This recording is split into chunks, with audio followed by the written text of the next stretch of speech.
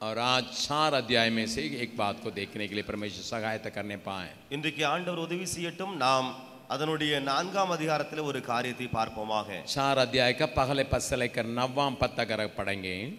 4ஆம் அதிகாரத்தினுடைய 1ஆம் வசனம் முதல் 9ஆம் வசனம் வரை வாசிக்கிற போது और एक और बहाना को मूसा लाता है। அங்கே இன்னும் ஒரு சாக்கு போக்கை மோசே கொண்டு வருகிறான்। पहले उसने कहा था मैं कौन हूँ, முதலாவது மோசே சொன்னான் நான் எம்மாத்திரம் என்று।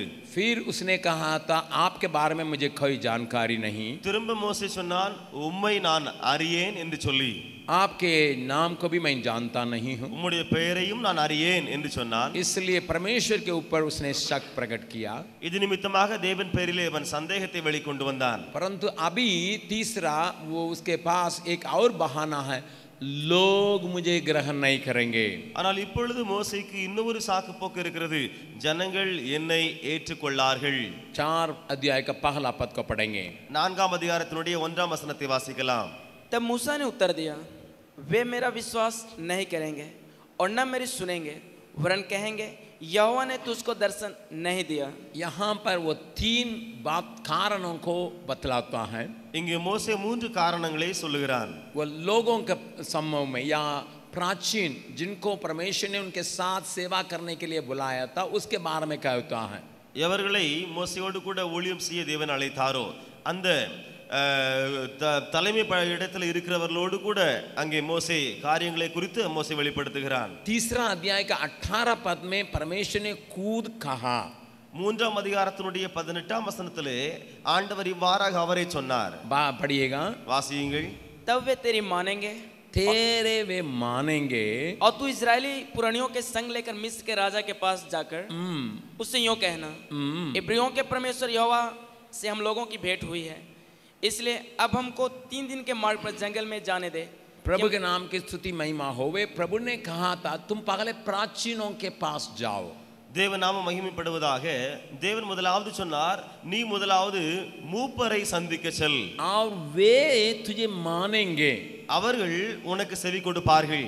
लेकिन यहाँ मूसा कहता है कि मेरे साथ काम करने के लिए एक टीम को तू दे रहा है, वे मेरे साथ नहीं देंगे, मेरी बातों पर विश्वास नहीं करेंगे। ஆனால் இங்கே மோசே என்ன சொல்கிறான், ஆண்டவரே என்னோடு கூட வேலை செய்வதற்கு நீர் ஒரு குழுவை தருகிறீர், அவர்கள் என்னை நம்பார்கள், எனக்கு செவி கொடார்கள்। कल मैंने कहा था मैं मूसा का परमेश्वर अकेले तो जरूर भेजा, परंतु उसके साथ देने वालों को तैयार करके रखा करके बतलाया। நான் நேற்றைய தினத்தில் உங்களை சொன்னேன், ஆண்டவர் மோசே தனியாகத்தான் அனுப்பினார், ஆனால் அதோடு கூட அவனுக்கு ஒரு குழுவை, அவனுக்கு உதவி செய்வதற்கு சில ஆட்களையும் அனுப்பினார்। और वे उनके साथ खड़े होंगे करके परमेश्वर ने उसको वचन दिया। इसके बावजूद भी वो कहता वे लोग मुझे ग्रहण नहीं करेंगे। அவர்கள் உன்னோடு கூட இருப்பார்கள் என்று வாக்கு கொடுத்த போதிலும் அங்கே மோசே சொல்கிறான் அவர்களின் வாக்குக்கு செவி கொடார்கள் என்று சொல்லி, मेरे दर्शन को वे शक करेंगे, அவர்கள் என்னுடைய தரிசனத்தை சந்தேகப்படுவார்கள், मेरे मुंह की वचन के ऊपर उनका विश्वास नहीं होगा, என்னுடைய வாயின் வார்த்தைகளுக்கு அவர்கள் நம்பாமல் இருப்பார்கள்। इस प्रकार 3 बातों को प्रभु के सामने वो लाता है। இப்படி 3 காரியங்களை மோசே தேவனுக்கு முன்பாக கொண்டு வருகிறான்। प्यारों, हमारे जीवन में भी इस प्रकार की बातें जीवन में उठने की संभावना है। பிரியமானவர்களே, நம்முடைய வாழ்க்கையிலும் கூட இப்படிப்பட்ட காரியங்கள் எழும்புவதற்கு வாய்ப்பு உண்டு। किस प्रकार की बात है? எப்படிப்பட்ட காரியங்கள்? क्या लोग मुझे ग्रहण करेंगे, ஜனங்கள் என்னை ஏற்றுக்கொள்வார்களா, क्या मेरी बातों पर वे विश्वास रखेंगे, என்னுடைய காரியங்கள் மீது அவர்கள் நம்பிக்கை வைப்பார்களா, क्या मैं जो कुछ लोगों के सामने रखता हूं उस पर वे ध्यान देंगे, எந்த காரியங்கள் எல்லாம் நான் ஜனங்கள் மத்தியிலே சொல்லுகிறேனோ அவர்கள் கவனிப்பார்களா। इसका कारण क्या है? இதனுடைய காரணம் என்ன? कभी कभी हम इसको सोचते हैं ये हमारा नम्रता है या दीनता है। நாம் சில நேரங்களிலே யோசிக்கிறோம் இது நம்முடைய தாழ்மையினாலே அல்லது நம்முடைய எளிமையின் ஸ்வபாவத்தினாலே। और हम सोचते हैं कि हम जब इसको एक्सप्रेस करते हैं या इसको बतलाते हैं मेरे ऊपर लोग विश्वास नहीं करेंगे, हम सोचते हैं हम इसी के द्वारा अपने दीनता का प्रकट करते हैं। நாம் நினைக்கிறோம் ஜனங்கள் எனக்கு செவி கொடார்கள், எனக்கு கீழ்ப்படியார்கள் என்று சொல்லும் பொழுது இப்படி தாழ்மையினாலே நம்மை நாமே வெளிப்படுத்துகிறோம். और लेकिन वो सच्चे दीनता नहीं है. ஆனால் அந்த தாழ்மை ஒரு உண்மையான தாழ்மை அல்ல. वो परमेश्वर के वचन जो दिखाता है वो दीनता नहीं है. அது தேவ வசனத்தினாலே உண்டாகிற தாழ்மை அல்ல.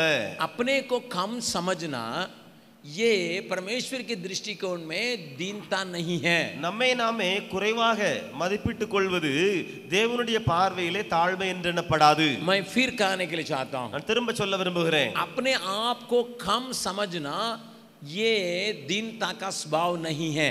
நம்மை நாமே குறைவாக மதிப்பிட்டுக் கொள்வது தேவ சமூகத்திலே தாழ்மையாக எண்ணப்படாது. जब हम फिलिपियों की पुस्तक पढ़ रहे थे, நாம் பிலிப்பியருக்கு எழுதின நிருபத்தை வாசித்து தியானித்த போது मैंने आपको इस बात को सिखाया था. நான் இந்த காரியத்தை உங்களுக்கு கற்றுக் கொடுத்தேன்.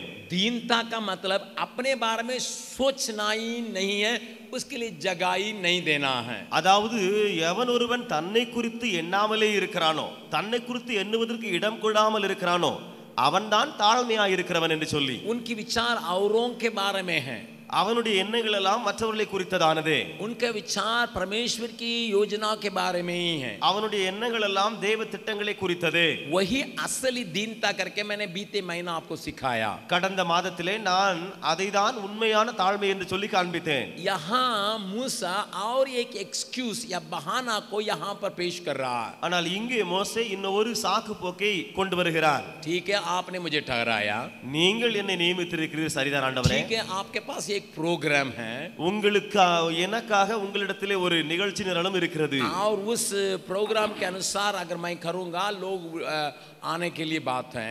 அந்த நிகழ்ச்சி நிரலுக்கு ஏற்றபடி நான் செய்தால் ஜனங்கள் என்னிடத்தில் வருவார்கள். परंतु लोग कितना दूर तक मुझे ग्रहण करेंगे इसमें हमारे लोगों के अंदर एक बहुत बड़ा शक है.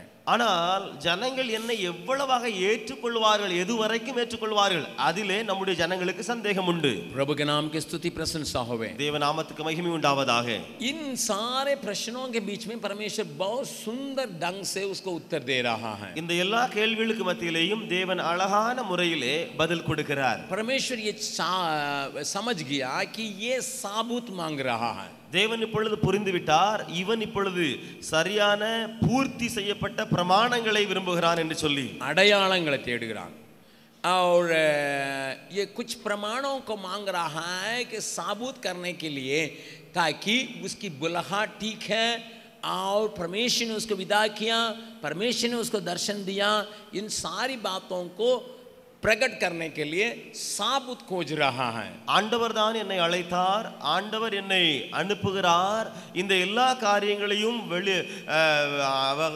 நடைபெறுவதற்கு அடையாளமாக சில காரியங்களை மோசே கேட்கிறான். परमेश्वर इनकार नहीं किया, தேவனோ அங்கே மறுப்பு தெரிவிக்கவில்லை. इस बात को आपके यहाँ दिखाने के लिए चाहता हूँ. நான் இவைகளை உங்களுக்கு சொல்ல விரும்புகிறேன். अगर आप और हम लोगों के ग्रहण योग्य जगह के लिए कुछ चिन्ह को मांगेंगे, परमेश्वर इनकार नहीं करता है. நீங்கள் ஜனங்கள் மத்தியிலே இடம் பிடிப்பதற்காக சில அடையாளங்களை கேட்கும் பொழுது ஆண்டவர் மறுப்பு தெரிவிக்க மாட்டார். यहाँ मूसा का एक नहीं 3 चिन्हों को दे रहा है. இங்கே மோசேக்கு ஒன்று அல்ல 3 அடையாளங்களை காண்பிக்கிறார். एक है उसका हाथ की बातों को छोड़ने के लिए कह रहा है.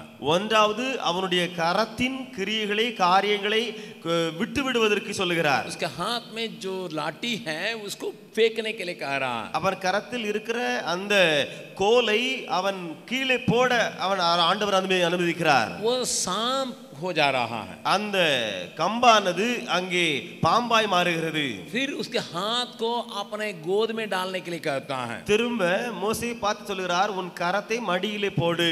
और वो खोड़ हो जा रहा है, फिर चंगा हो रहा है. அங்கே அது வெண்குஷ்டம் உண்டாகிறது, அதற்கு பின்பு அங்கே சுகம் கிடைக்கிறது. तीसरा, पानी जो नदी के पानी को उठा के तुम डालोगे वो खून होगा करके प्रभु कहता है. திரும்ப ஆண்டவர் சொல்கிறார், நீ நதியின் தண்ணீரை மொண்டு நிலத்திலே ஊற்றினால் அது இரத்தமாக மாறும் என்று சொல்கிறார். அப்படி ஆயிற்று. उसके 3 प्रश्नों के लिए 3 चिन्हों का प्रभु दे रहा है. அவனுடைய 3 கேள்விகளுக்கும் ஆண்டவர் 3 அடையாளங்களை காண்பிக்கிறார். जरूर उसने 3 प्रश्न को पेश किया था, அவன் 3 கேள்விகளை கேட்டது உண்மைதான். परंतु परमेश्वर ने उसकी निचोड़ बात को समझता है, you are looking for a sign. ஆனால் அதனுடைய மறைந்திருக்கிற மறைமுகமான கேள்வியை ஆண்டவர் அறிந்து விட்டார். நீ तुम एक चिन्ह के लिए खोज में लगे हो. तुम एक चिन्ह मांग रहे हो, मैं 3 चिन्ह दे रहा हूं. நீ கேட்பது ஒரு அடையாளம், நானோ 3 அடையாளங்களை தருகிறேன். प्रभु के नाम की स्तुति प्रशंसा होवे. தேவநாமத்துக்கு துதி மகிமை உண்டாகட்டும். पहला चिन्ह के बारे में थोड़ा सा सोचेंगे. முதலாவது அடையாளத்தை குறித்து கொஞ்சம் நாம் பார்க்கலாம். प्रभु का क्या कहने के लिए चाहता है? தேவன் என்ன சொல்ல விரும்புகிறாராம்?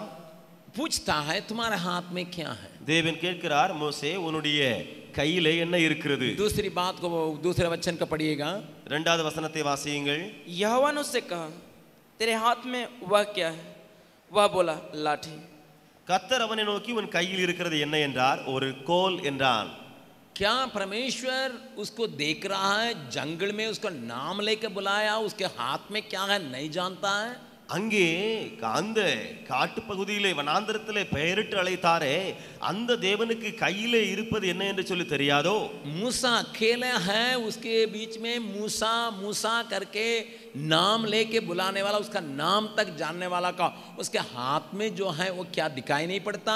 மோசே அங்கே தனியா இருந்தான். மோசே பார்த்து மோசே மோசே என்று சொல்லி பெயரிட்டு அழைத்தாரே, அந்த தேவனுக்கு கையில் இருக்கிற கோல் தெரியவில்லையோ? प्रभु पूछता है क्या तुम्हारा हाथ में है? தேவன் கேட்கிறார், உன் கையில் இருக்கிறது என்ன? वो कहता है लाठी. அவன் சொன்னான், ஒரு கோல். Why God asks questions like this? क्यों परमेश्वर इसी प्रकार प्रश्नों को पूछ रहा है? आदम आदम तू कहाँ है? क्या परमेश्वर को मालूम नहीं था आदम कहाँ छिपा हुआ है? ஆதாமே ஆதாமே நீ எங்கே இருக்கிறாய்? ஆண்டவருக்கு தெரியாதோ ஆதாம் எங்கே ஒளிந்து இருக்கிறான் என்று சொல்லி? हाजिरा हाजिरा तू कहाँ से आती है, कहाँ को जाती है? क्या परमेश्वर को मालूम नहीं था कि साराई के यहाँ से भाग रही है? ஆகாரே ஆகாரே நீ எங்கே இருந்து வருகிறாய், எங்கே ஓடி போகிறாய்? ஆண்டவருக்கு தெரியாதோ இந்த ஆகார் சாராய் வீட்டிலிருந்து அங்கே ஓடி வந்து கொண்டிருக்கிறார் என்று சொல்லி? एलिया कहाँ तो छिपा हुआ है? क्या परमेश्वर नहीं जानता है परमेश्वर एलिया कहाँ छिपा हुआ है? எலியாவே நீ எங்கே ஒளிந்து இருக்கிறாய்? ஆண்டவருக்கு தெரியாதோ எலியா எங்கே ஒளிந்து கொண்டிருக்கிறான் என்று சொல்லி? मेरी बात को थोड़ा ध्यान से सुनिएगा. என்னுடைய காரியங்களை கவனித்து கேளுங்கள். जब परमेश्वर प्रश्न पूछता है, தேவன் கேள்விகளை கேட்கும் போது हम अपने मुंह से अंगीकार करने की बातों के जगह पर में खड़ा करता है. நாம் நம்முடைய வாயினாலே அறிக்கை அங்கீகாரம் பண்ணக்கூடிய அளவிலே ஆண்டவர் நம்மை அந்த இடத்துக்கு கொண்டு வருகிறார். आदम को कहना है, मुंह खोल के कहना, मैं पेड़ के पीछे छिपा हुआ हूं. அங்கே ஆதாமுக்கு சொல்ல வேண்டும், நான் ஆண்டவரே அந்த மரங்களுக்குள்ளாக ஒளிந்து இருக்கிறேன் என்று. हाजिरा को कहना, मैं साराई को छोड़ के भाग रही हूं. அங்கே ஆகாருக்கு இப்படி சொல்ல வேண்டும், அவள் இப்படி சொல்ல வேண்டும், நான் சாராய் வீட்டை விட்டு ஓடிக்கொண்டிருக்கிறேன். मूसा इस तरह उसके हाथ की बातों का बतलाना है, मेरा हाथ में क्या है. மோசேயும் இப்படி தன்னுடைய கரத்தில் இருக்கிற காரியத்தை சொல்ல வேண்டும், அவனுடைய கரத்தில் என்ன இருக்கிறது என்று சொல்லி. परमेश्वर याद दिलाने के लिए चाहता है. தேவன் ஞாபகமூட்ட விரும்புகிறார். क्या तुमने एक समय में हाथ में अधिकार को नहीं रखा था? நீ ஒரு நாள் இருந்தது, அந்த நாட்களிலே நீ கையிலே அதிகாரம் பெறவில்லையோ? लेकिन अभी एक सूखी हुई लाठी को रखे हो ஆனால் இப்பொழுதோ ஒரு காய்ந்த கோலை வைத்திருக்கிறாய். और इसमें कोई जान नहीं है, அதிலே உயிர் இல்லாமல் இருக்கிறது, कोई दम नहीं है. அதிலே ஒரு பிடிப்பும் இல்லாமல் இருக்கிறது. उस प्रकार के हाथ को तुम डरे हुए हो. அப்படிப்பட்ட இடத்திலே நீ கையை வைத்து பிடித்து வைத்திருக்கிறாய். तुम जिन बातों का डरे हो, நீ எந்த காரியத்தை பிடித்திருக்கிறாயோ उन बातों में मैं जान फूंक सकता हूं. நான் அந்த காரியத்திலே உயிர் ஊட்ட முடியும். प्रभु यहाँ एक महत्वपूर्ण बात को उसके सिखा रहा है. தேவன் இங்கே மகத்துவமான ஒரு காரியத்தை கற்றுக் கொடுக்கிறார். तुम्हारे सुखी हुई विचार में मैं जीवन फूंक सकता हूं. உன்னுடைய உலர்ந்த காரியங்கள் மீது நான் வாழ்க்கை உயிரை ஊற்ற முடியும். तुम्हारे विचार जो बिल्कुल सूख गया है उसमें मैं जीवन फूंक सकता हूं. உன்னுடைய எண்ணங்கள் காய்ந்து உலர்ந்திருக்கின்றனவே, அந்த எண்ணங்களை நான் உயிர் மூச்சு மூட்ட முடியும். और आगे चल के तुम लोगों के सामने भी साबित कर सकता है. நீ சென்று பின்பதாக ஜனங்கள் மத்தியிலே அதன் மூலமாக நீ அங்கே அடையாளங்களை காட்டி நீ உறுதிப்படுத்த முடியும். और इसी लाठी को मैं बड़ा महत्वपूर्ण काम के लिए इस्तेमाल कर सकता हूं. இதே காய்ந்த கோலை வைத்து பெரிய பெரிய காரியங்களை நான் சாதிக்க முடியும். इस बात को प्रभु दिखाने के लिए चाहता है। இந்த காரியத்தை ஆண்டவர் காண்பிக்க விரும்பினார். इस सुबह का समय क्या आप भी चिन्हों के तलाश में हैं? இந்த காலையிலே நீங்களும் கூட அடையாளத்தின் சந்தேகத்திலே வந்திருக்கிறீர்களோ? लेकिन प्रभु आपको बतलाने के लिए चाहता है, ஆனால் ஆண்டவர் உங்களுக்கு சொல்ல விரும்புகிறார். अगर चिन्हों को प्राप्त करना है आपको आज्ञाकारी होना है। நீங்கள் அடையாளங்களை பெற்றுக்கொள்ள வேண்டும் என்று சொன்னால் நீங்கள் கீழ்ப்படிதலை கற்றுக்கொள்ள வேண்டும். एक बात वहां पर मूसा का परमेश्वर कहता है, இங்கே மோசே பார்த்த ஒரு காரியத்தை ஆண்டவர் சொல்லுகிறார். जो कुछ परमेश्वर ने करने के लिए कहा उस सारी बातों को मूसा ने किया। எந்த காரியங்கள் எல்லாம் செய்ய வேண்டும் என்று சொல்லி ஆண்டவர் கட்டளையிட்டாரோ எல்லாவற்றையும் மோசே செய்தான். जो हाथ में है इसको फेंको, கையில் இருக்கிறதை போடு. सांप बन गया, பாம்பாய் மாறிற்று. फिर पकड़ो, அதனுடைய வாலை பிடி. फिर पकड़ा, அதை பிடித்தான். अपने हाथ को गोद में डालो, உன்னுடைய கையை மடியிலே போடு. देखो, பாரதை. फिर डालो, திரும்ப போடு. फिर देखो। திரும்ப பார் கையை. इन सारी बातें देखने के लिए बहुत छोटी सी बात दिखाई पड़ती है। இந்த எல்லா காரியங்களும் பார்ப்பதற்கு சிறியவைகளாய் தோன்றுகின்றன. भाई बहन थोड़ा याद रखिएगा, சகோதர சகோதரியே கொஞ்சம் மனதில் வையுங்கள். परमेश्वर आपसे बड़े बड़े काम करने के लिए कभी करता नहीं है। தேவன் உங்களை பார்த்து பெரிய பெரிய காரியங்களை செய்ய வேண்டும் என்று சொல்லி சொல்ல மாட்டார். बहुत छोटी छोटी बातों को करने के लिए कहता होगा। சின்ன சின்ன காரியங்களை செய்வதற்கு சொல்லலாம். और वो देखना चाहता है कि छोटी बातों में तुम आज्ञाकारी होते हो कि नहीं। நீ சிறிய காரியங்களில் உண்மையாய் அல்லது கீழ்ப்படுகிறாயா என்பதை பார்க்க ஆண்டவர் விரும்புகிறார். मेरे एक मामू हैं, எனக்கு ஒரு மாமா இருக்கிறாங்க. इसका मतलब मेरी माँ के भाई, அதாவது என்னுடைய அம்மாவின் சகோதரர். और वो उन दिनों में मैट्रिकुलेशन पास किए। அந்த நாட்களிலே அவர் மெட்ரிகுலேஷன் 10ஆம் வகுப்பு பாஸ் பண்ணினார். और उनको एक बहुत बड़ा कंपनी में काम करने के लिए मन था। அவருக்கு ஒரு பெரிய தொழிற்சாலையிலே வேலை செய்வதற்கு மனதிருச்சி இருந்துச்சு. उन दिनों में कोई मैट्रिक पास करने से कुछ लगता था इन्होंने कुछ पढ़ाई पूरा किया। அந்த நாட்களிலே யாராவது 10ஆம் வகுப்பு பாஸ் பண்ணியிருந்தால் இவர்கள் நன்றாக படித்திருக்கிறார்கள் என்று சொல்லி எண்ணப்பட்டார்கள். मैं शायद 3 या 4 क्लास में पढ़ा होगा। அப்பொழுது நான் 3 அல்லது 4ஆம் வகுப்பிலே படித்துக் கொண்டிருந்திருப்பேன். समझ लीजिएगा, இப்படி நினைத்துக் கொள்ளுங்கள். मैं लगभग 50 साल के पहले की बात कर रहा हूँ। நான் கிட்டத்தட்ட 50 வருடங்களுக்கு முன்னதான காரியத்தை சொல்லுகிறேன். 50 साल के पहले अगर कोई मैट्रिक पढ़ लिया तो कुछ पढ़ाई समझते थे। 50 வருடங்களுக்கு முன்பு யாராவது 10ஆவது வகுப்பு பாஸ் பண்ணினால் அவர்கள் படித்திருக்கிறார்கள் என்று சொல்லி சொல்லக்கூடிய காலம்.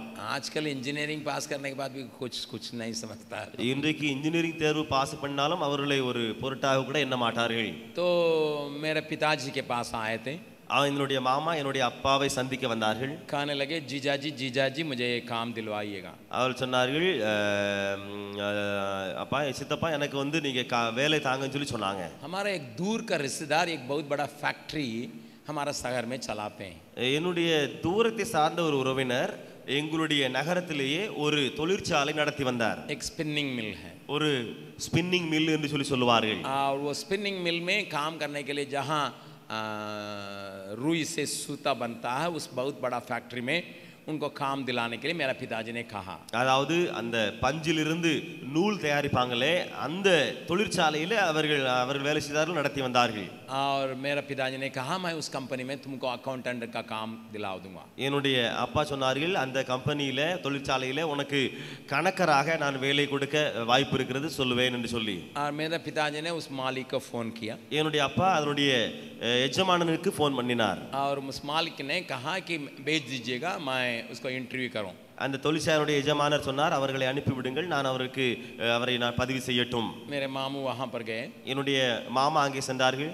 और सोचे कि हमको ऑफिस में एकदम बैठ के काम करने के लिए मिलेगा। அவர்கள் நினைத்தார்கள் எனக்கு அங்கே ஆபீஸ்ல உட்கார்ந்து வேலை செய்யக்கூடிய அளவுல வேலை கிடைக்கும் சொல்லி நினைச்சாங்க. उस मालिक ने कहा, அந்த எஜமானர் சொன்னார், खिड़की खोल के दिखाया, அங்கே ஜன்னலை திறந்து காண்பித்தார். 3-4 नारियल का पेड़ था, 3-4 தென்னை மரங்கள் அங்கே இருந்தன. और उसको कहने लगा थोड़ा ये खुदारी ले जाओ और उसको थोड़ा सा चारों तरफ ऐसा बना दो ताकि पानी बहाने समय उसमें रह सके। நீ ஒரு மண்வெட்டி எடுத்து கொண்டு போ, அந்த தென்னை மரத்தை சுற்றி கீழே நல்லா குழி தோண்டி வை, தண்ணி ஊற்றினா அந்த தண்ணி வெளியே வராதபடிக்கு வரப்புகளை வைத்து வை. उसके चारों तरफ मेड़ बांध दो, அந்த 4 புறமும் நீ வரப்புகளை வை. मेरे मामू ने सोचा, என்னுடைய மாமா இப்படி நினைச்சாங்க, मैं यहाँ अकाउंटेंट का काम करने के लिए आया हूँ, நான் இங்கே அக்கவுண்டன்ட் வேலை செய்வதற்காக வந்திருக்கிறேன். ये मेरा जीजा जी का रिलेटिव है, இவர் என்னுடைய சித்தப்பாவுடைய சொந்தக்காரரும் கூட, बड़ा फैक्ट्री चलाता है, ஒரு பெரிய தொழிற்சாலை நடத்துகிறாரு. जीजा अत्तानुडे சாரி அத்தானுடைய தொழிற்சாலை, அவர் பெரிய தொழிற்சாலை நடத்துகிறாரு. और यहाँ पर मैं ऑफिस में काम करने के लिए आया हूँ. நான் அவருடைய இங்க ஆபீஸ்ல தான் வேலை செய்ய வந்திருக்கிறேன். ये आदमी हमसे लेबर का काम ले रहा है. இவரோ எனக்கு ஒரு சின்ன வேலைக்காரனை போல வேலை வாங்குறாரு. एक नारियल के पेड़ के चारों तरफ मेड़ बांधने के लिए क्या मुझे मैट्रिक पढ़ना है? இந்த தென்னை மரத்தை சுத்தி வரப்பு வைக்கிறதுக்கு எனக்கு 10வது படிக்கணுமாகும். तो जरूर खुदारी का तो उन्होंने लिया. அவர் மண்வெட்டி எடுத்தது உண்மைதான், परंतु भाग गया. ஆனால் மண்வெட்டி எடுத்ததோட சரி அவர் ஓடிட்டாரு. घर में आके तो कुछ बताया नहीं. வீட்டுக்கு வந்து எதையும் சொல்லல அவரு. मेरा पिताजी ने पूछा क्या तुम इंटरव्यू अटेंड किया है? என்னுடைய அப்பா கேட்டாங்க, நீ அங்கே இன்டர்வியூ அட்டெண்ட் பண்ணினாயா என்று சொல்லி. நான் இன்டர்வியூ அட்டெண்ட் பண்ணினேன். एक हफ्ता के बाद आने के लिए बोले हैं, बोल दिए. ஒரு வாரத்துக்கு பின்பு வாரேன்னு சொல்லிட்டு வந்துட்டேன். लेकिन 2 दिन के बाद मेरा पिताजी उनसे पूछे थे. ஆனா 2 நாட்கள் கழிந்த பின்பு என்னுடைய அப்பா அவரிடத்துல கேட்டாரு. फिर फोन करके पूछे थे. திரும்ப ஃபோன் பண்ணி அந்த முதலாளியை பார்த்து கேட்டாரு. मैंने अपने साला को भेजा था, क्या आपने काम को दे दिया? என்னுடைய அங்க பையனை அனுப்பினே, நீ இப்ப வேலை கொடுத்தாயா என்று கேட்டார். उसने कहा मैं तो काम तो उसके लिए रखा हूँ, நான் தான் வேலையை அவனுக்காக வச்சிருக்கேனே, परंतु वो कहाँ आया है? ஆனால் அவன் வந்தது எங்க? तो कुछ पता नहीं चला. ஒண்ணுமே அட்ரஸ் இல்லாம ஆயிடுச்சு. फिर 1 साल तक मेरे मामू वो जाते थे काम में, हम लोग सोचे थे काम करने के लिए जा रहे हैं. நாங்கள் நினைத்தோம், ஏன்னா அவர் வேலைக்கு போயிட்டு இருந்தாரு, அவர் வேலைக்கு போயிட்டு இருக்காருன்னு சொல்லி நாங்க நினைச்சுக்கிட்டு இருந்தோம். அதுக்கப்புறம் लेकिन इन्होंने क्या किया, घर से खाना ले जाके वहां पार्क में बैठ के सो के खा के चले आता था. ஆனால் இவர் வீட்ல இருந்து சாப்பாடு எடுத்துட்டு போய் அங்க பார்க்குக்கு போய் அங்க தூங்கிட்டு அங்க சாப்பிட்டுட்டு வீட்டுக்கு வந்துட்டு இருந்தாரு. 1 साल के बाद पत्ता खुला. ஒரு வருஷத்துக்கு பின்பு தான் அங்க எல்லாம் வெட்ட வெளிச்சத்துக்கு வந்துட்டு. 1 साल के बाद पता चला कि इनको काम वहाँ फैक्ट्री जाते ही नहीं. என்னுடைய ஒரு வருஷத்துக்கு முன்பு தெரிய வந்து இவர் அங்க தொழிற்சாலைக்கு போறது இல்லைன்னு சொல்லி. बहुत लंबी कहानी है, ஒரு பெரிய நீளமான கதை அது. लेकिन आखिरी में मेरा पिताजी ने पूछा, ஆனா கடைசியில் என்னோட அப்பா என்ன கேட்டாங்க தெரியுமா? अरे मैंने तो रेकमेंड किया, काम वो देने के लिए भी तैयार था, क्यों काम में नहीं गया? நான் ரெக்கமெண்ட் பண்ணேன், சிபாரிசு பண்ணேன், நீ அங்க வேலை போன, ஏன் நீ வேலையை அங்க செய்யல? उसी दिन हम लोगों को पता चला कि वो खुदारी लेके मिट्टी काटने के लिए बोले हैं. அதனால அந்த நாள்ல தான் எங்களுக்கு தெரிய வந்தது, அங்க சொல்லப்பட்டுச்சு மண்வெட்டி எடுத்துட்டு அங்க மண்ணை வெட்ட சொன்னாங்கன்னு சொல்லிட்டு. तब मेरा पिताजी ने उनसे पूछा, என்னுடைய அப்பா அப்பொழுது அவரிடத்துல கேட்டாரு, आपने एक जवान के जीवन को बर्बाद कर दिया क्यों? நீங்கள் வாலிப ஒரு வயசை அப்படி ஏன் கெடுத்து போடுறீங்கன்னு கேட்டாரு. और उन्होंने कहा, அவர் சொன்னார், मैं इनको अकाउंट्स लिखने की एक बहुत बड़ा जिम्मेदारी दे रहा हूँ. நான் அக்கவுண்ட்ஸ் எழுதுவதற்காக ஒரு பெரிய பொறுப்பை கொடுக்கிறேன். और उनको पैसा कोड़ी का रखने के लिए जिम्मेदारी देने जा रहा हूं. அதாவது கணக்குகளை பணத்தை எல்லாம் சேர்த்து வைப்பதற்கு கணக்கு எழுதுவதற்கு ஒரு பெரிய பொறுப்பை கொடுக்கிறேன். लाइक मैं देखना चाहता हूं ये आज्ञाकारी है कि नहीं. இவர் கீழ்ப்படிவாரா இல்லையா என்று சொல்லி பார்ப்பு சோதிப்பதற்காக விரும்பினேன். जो काम मैं दे रहा हूं इसको मानता है कि नहीं, इसको देखने के लिए चाहा. எந்த வேலை கொடுக்கிறேனோ அதை அவர் கேட்கிறாரா, கீழ்ப்படுகிறாரா, செய்கிறாரா என்பதை பார்க்க விரும்பினேன். इसलिए मैंने कहा कोदारी ले जाके थोड़ा सा मेड़ बांध दो. இது நிமித்தமாக நான் சொன்னேன், கொஞ்சம் மண்வெட்டி எடுத்து அங்க கொஞ்சம் மேடு கட்டுப்பான்னு சொன்னேன். मैं उस काम के लिए उसको बुलाया नहीं था. நான் அவரை அந்த வேலைக்காக அழைக்கவில்லை. परंतु मैं देखना चाहता था, जांचना चाहता था ये छोटी बातों के लिए आज्ञाकारी है कि नहीं. ஆனால் நான் விரும்பினேன் இவர் சின்ன காரியத்துக்கு கீழ்ப்படுகிறாரா என்று சொல்லி பார்ப்பதற்காக. लेकिन वो तो भाग गया. ஆனால் அவரோ அப்படியே ஓடிவிட்டார். See, the same thing happens to Moses here. और यहाँ पे मूसस के साथ वही बात बीत रही है. हम बड़े काम करने के लिए तैयार रहेंगे. நாம் பெரிய பெரிய வேலை செய்வதற்கு ஆயத்தமா இருப்போம். हम जीवन में बड़े बड़े काम अगर कोई देगा देने के लिए करने के लिए तैयार रहेंगे. வாழ்க்கையில பெரிய பெரிய பொறுப்புகளை கொடுத்தா செய்வதற்கு ஆயத்தமா இருப்போம். लेकिन अभी आप यहाँ देखिएगा, इस वचन को पढ़िएगा. நீங்கள் இந்த வசனத்தை வாசிக்கும் போது, मूसा तुम्हारा हाथ में क्या है? மோசே உன் கையில என்ன பாருக்கு? अगर मैं रहता आज जरूर पूछता, क्या मैं नर्सरी का बच्चा हूँ, क्या है? नहीं जानते हैं, 40 साल पकड़े हैं, नहीं जानते हैं. நான் இருந்தால் நான் சொல்லியிருப்பேன், நான் என்ன நர்சரி படிக்கிறேன்னு சின்ன பிள்ளையா 40 வருஷமா கோலை பிடிச்சிட்டு இருக்கேன் என்னன்னு சொல்றதுக்கு. और क्या आप नहीं देख सक रहे हैं? நீர் இதை பார்க்க முடியலையோ கண்ணாலன்னு கேட்டிருப்பேன். दिखाई नहीं पड़ता है. உமக்கு தெரியலையோன்னு கேட்டிருப்பேன். लेकिन God is very particular. क्या है तुम्हारे हाथ में? ஆனால் ஆண்டவர் அழகா சொல்லுகிறார், உன்னுடைய கரத்துல என்ன இருக்கிறது என்று சொல்லி. लाठी है. கோல் இருக்கிறது, फेंक दो, தரையில போடுப்பா. फेंक दिया, அவன் தரையில போட்டான். पकड़ो, அத பிடி, उठा दिया, அத நீ எடுத்துறான். तुम्हारे हाथ को उठाओ, உன்னுடைய கையை தூக்கு, गोद में डालो, மடியில போடு, फिर नेगो, திரும்ப எடு, फिर निकालो, திரும்ப மடியில போடு, फिर देखो. திரும்ப எடு. It's a very very very simple act. ये बहुत ही साधारण एक काम है. एक बात को एक बार करेंगे मानेंगे, लेकिन 2-3 बार कहेंगे मानने के लिए तैयार नहीं रहेंगे. ஒரு காரியத்தை ஒரு முறை சொன்னா நம்ம கேட்டுருவோம். ஆனா 2 முறை 3ஆம் முறை அப்படியே சின்ன காரியம் சொன்னா நம்ம கேட்க மாட்டோம். अब लगातार बाइबल के अंदर देख सकते हैं. அத தொடர்ச்சியாக நீங்க வேதத்துல பார்த்துக்கிட்டே இருக்கலாம். एजेकियल नाम करके एक नबी था. எசேக்கியேல் என்று சொல்லி ஒரு தீர்க்கதரிசி இருந்தான். उस नबी से परमेश्वर कहता है, அந்த நபியை பார்த்து ஆண்டவர் சொன்னார், ओ 300 दिन ऐसा लेटो, फिर 40 दिन ऐसा लेटो. 300 நாள் வருஷத்துல இப்படி வலது பக்கமா ஒரு கழித்து படு, திரும்ப 40 நாள் இடது பக்கமா ஒரு கழித்து படு. क्या प्रभु परेशान करता है. அங்க ஆண்டவர் என்ன இவ்வளவு தொந்தரவு செய்கிறார் ஒருத்தனை. दरवाजे से मत निकलो, यहाँ छेद करके यहाँ से निकलो. நீ கதவு வழியா அங்க வாசல் வழியா போக வேண்டாம், இங்க ஒரு ஓட்டை போட்டு அதுல வெளியே போ. और एक ताली को ले जा, एक तावा को ले आओ और ले आके रोड पर रख के उसमें बालू को डाल के उसको फ्राई करो.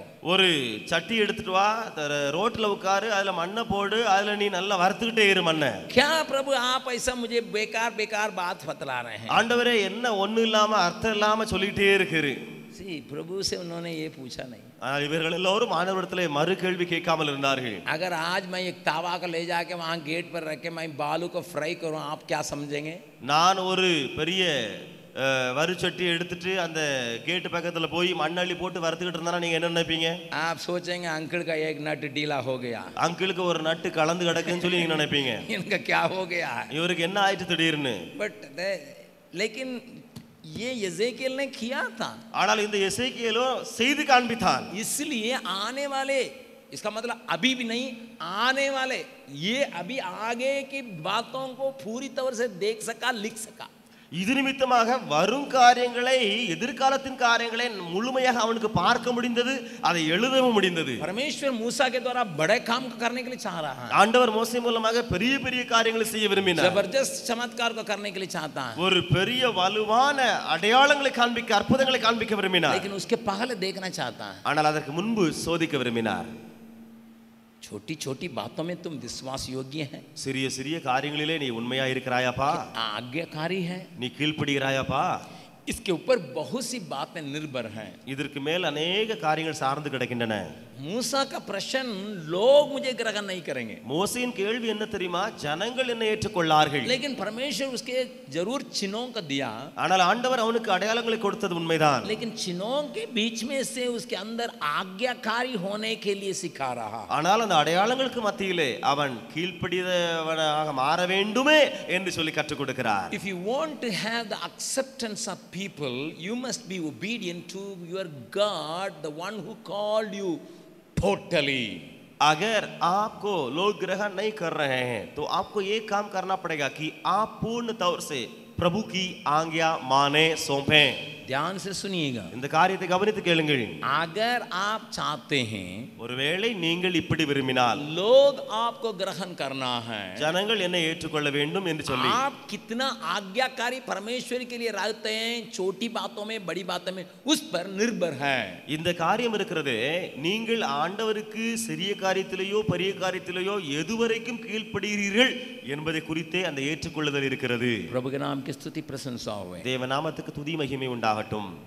आखिरी में 9वां पद में प्रभु ये कहता है, கடைசியில 9ஆம் வசனத்திலே ஆண்டவர் இப்படி சொல்கிறார். पढ़िएगा 9वां पद, வாசியுங்கள் 9ஆம் வசனம். और यदि वे इन दोनों चिन्हों का, 8 को भी पढ़ लीजिए, 8 और 9. 8 9 ரெண்டையும் வாசியுங்கள். तब यहोवा ने कहा, यदि वे तेरी बात का विश्वास न करें और पहले चिन्ह को न माने तो दूसरे चिन्ह का विश्वास करेंगे. और यदि वे इन दोनों चिन्हों का विश्वास न करें और तेरी बात को न माने, तब तू नील नदी से कुछ जल लेकर सूखी भूमि पर डालना, और जो जल तू नदी से निकालेगा वह सूखी भूमि पर लहू बन जाएगा. प्रभु के नाम की स्तुति महिमा होवे। தேவநாமத்துக்கு மகிமையும் துதியும் உண்டாகட்டும். इन दोनों बातों को देखेंगे लोग जरूर मानेंगे भाई। இந்த ரெண்டு காரியங்களையும் ஜனங்கள் பார்த்தார்கள்னா கண்டிப்பா நம்புவார்கள். अगर नहीं भी मानेंगे मैं एक और बोनस चिन्ह को दे रहा हूं। இந்த ரெண்டு காரியத்தையும் அவர்கள் கண்டும் நம்பாமல் இருந்தால் இன்னொரு போனஸாக ஒரு அடையாளத்தை கொடுக்கிறேன். प्रभु के नाम की स्तुति महिमा होवे। தேவநாமத்துக்கு துதி மகிமை உண்டாகட்டும். जब आप थोड़ा सा मांगते हैं वो बहुतायत से देता है। நீங்கள் கொஞ்சம் கீழ்ப்படிஞ்சா அவர் அதிகமாக கொடுக்கிறாரு. जब आप थोड़ा सा चिन्ह मांगेंगे वो 3-3 चिन्ह को दे रहा है। நீங்கள் ஏதோ 1-2 அடையாளத்தை கேட்டா அவர் 3-4 அடையாளத்தை கொடுக்கிறாரு. एक चिन्ह काफी था। सुनो, परमेश्वर ने मुझे बुलाया, देखो मेरा लाठी सांप बन रहा, ये काफी था। ஒரு அடையாளம் போதுமானதே. பார் என்னுடைய கோல் பாம்பாய் மாறுகிறது, அது போதுமானதே. परंतु परमेश्वर ने 2-2 नहीं 3-3 को दे रहा है। ஆனால் ஆண்டவர் 2 அல்ல 3 அடையாளங்களை காண்பிக்கிறார். हमारा परमेश्वर कौन है? நம்முடைய தேவன் யார்? हमारे मांगने से सोचने से कई अधिक गुना काम करने वाला। நம்முடைய வேண்டுவதை காட்டிலும் எண்ணுவதை காட்டிலும் அதிக மடங்கு நமக்காக செய்கிறவரே அவர். क्या आप परमेश्वर के लिए इस्तेमाल होने के लिए चाहते हैं? நீங்கள் ஆண்டவருக்காக பயன்பட விரும்புகிறீர்களா? क्या आप चाहते हैं लोग आपको स्वीकार करना है? ஜனங்கள் உங்களை ஏற்றுக்கொள்ளணும்னு சொல்லி நீங்க விரும்புகிறீங்களா? आज प्रभु के हाथ में सौंपिएगा। இன்றைக்கு தேவ கரத்துல உங்களை ஒப்பு கொடுங்க. कहिएगा, मैं छोटी छोटी बातों में भी आज्ञाकारी रहने के लिए अपने को सौंपता हूं प्रभु। இப்படி சொல்லுங்க, ஆண்டவரே சிறிய சிறிய காரியங்களிலே நான் கீழ்ப்படிய விரும்புகிறேன் என்று சொல்லி.